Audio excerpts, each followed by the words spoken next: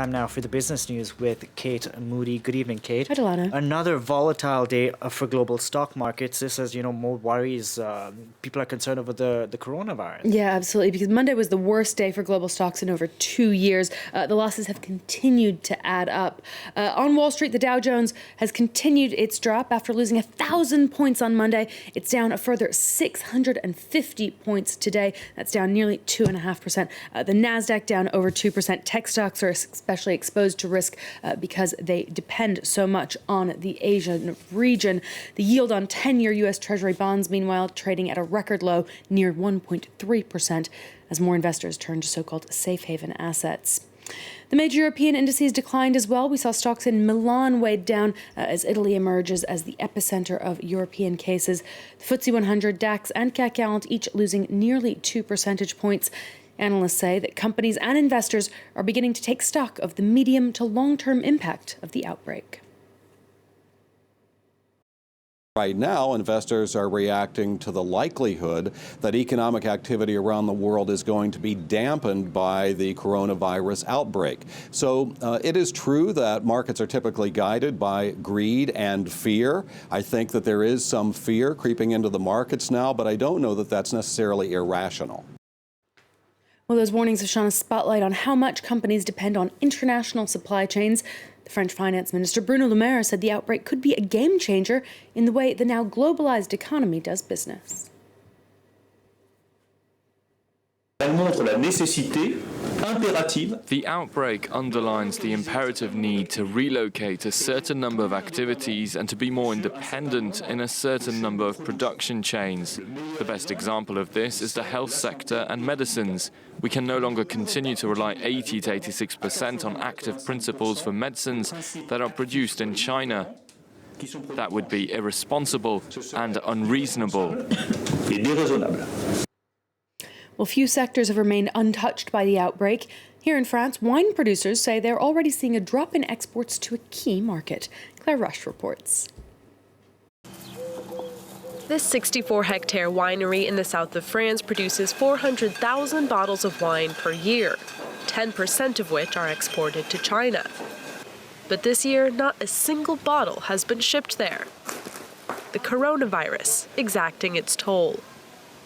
This is our 2019 rosé. It was supposed to be exported, but now they won't be heading to China.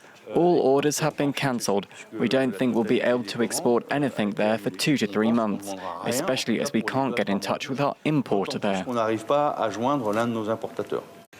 The whole industry has taken a hit. China is the 4th largest market for French wine. 10% of France's total wine production is exported there, accounting for 604 million euros in 2018.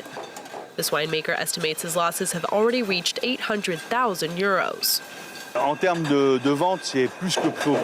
In terms of sales, it's very concerning. We're now obligated to redefine our commercial strategy, which is a major problem. And there will also be repercussions regarding jobs. The future of his 15 employees remains unclear. On top of the coronavirus, France's wine sector had already been struggling with the fallout from Brexit and U.S. tariffs, casting economic doubts over this year's vintage.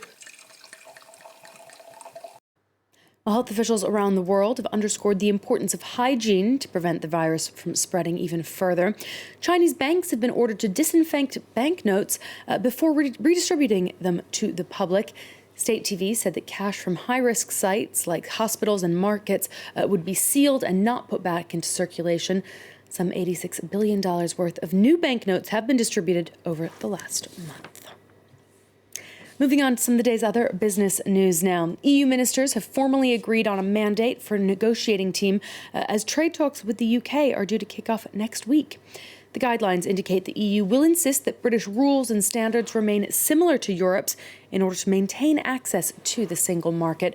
The British government immediately rejected that idea. Its own team is meeting as well to establish their mandate, which will be published on Thursday.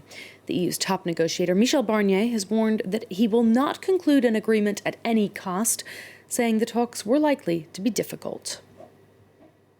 We are ready to offer a highly ambitious trade deal to the UK.